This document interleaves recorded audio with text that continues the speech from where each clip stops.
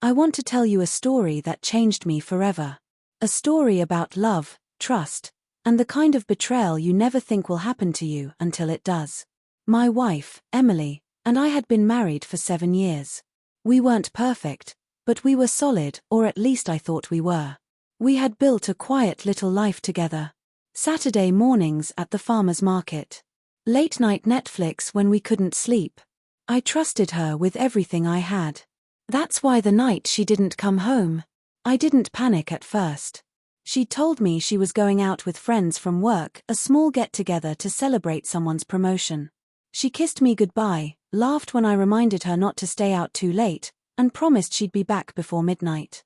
But midnight came and went. 1 a.m., no text. 2 a.m., my calls went to voicemail. By 3, I was pacing the living room. My chest felt tight, but I kept telling myself there had to be an explanation. Maybe she crashed at a friend's place because she'd had too much to drink. Maybe her phone died. At 4 in the morning, I finally gave up and sat on the couch in the dark, waiting for the sound of her key in the door. It never came. When the sun came up, I was angry. Not furious, just that quiet, simmering anger you feel when the person you love doesn't even think enough of you to check in. Around 9 a.m., my phone buzzed. It was a text from Emily. It said, "I need some time to think.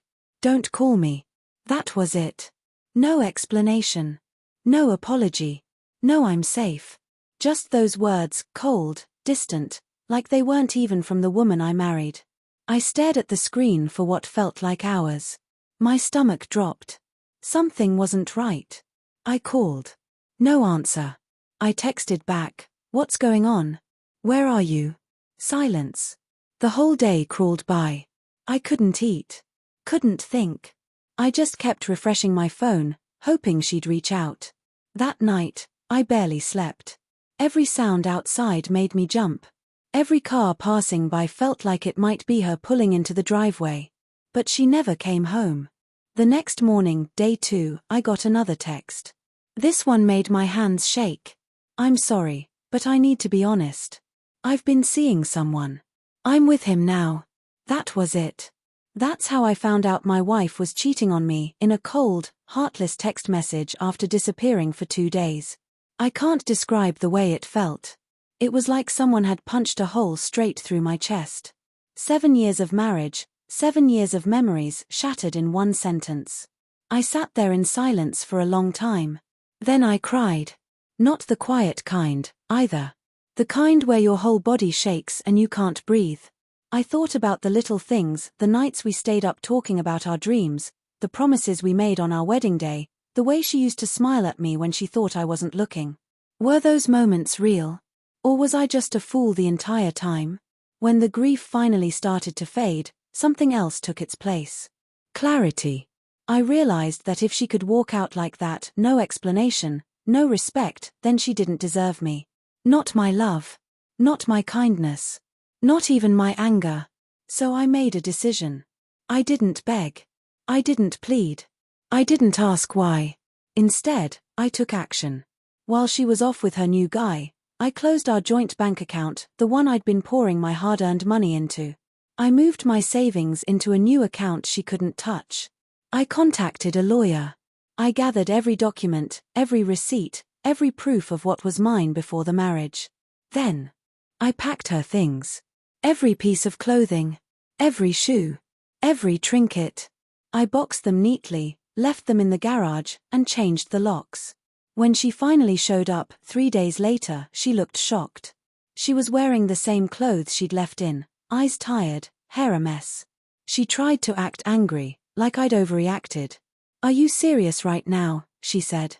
I just needed time to figure things out. I didn't yell. I didn't break down. I just handed her the garage door opener and said quietly, "Your things are in there. You chose him. So choose to go."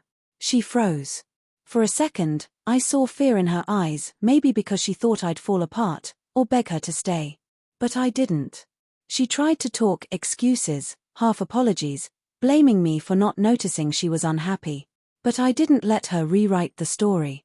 I just told her, "You ended this marriage the moment you walked out. I'm just making it official." Then I closed the door. It's been months now. Divorce papers filed. My life doesn't look the way I thought it would, but, in a strange way, I'm okay. I'm stronger than I thought. I've learned that sometimes, love doesn't end with a dramatic fight, it ends with quiet betrayal. And when that happens, you have two choices: stay broken, or rebuild. I chose to rebuild. If you're going through something like this, hear me. It's not your fault. Their choice to betray you says everything about them, not about your worth. I won't pretend it's easy. It hurts. It will break you for a while. But one day, you'll wake up and realize you survived. And that realization is its own kind of revenge. Because the best revenge isn't screaming or fighting.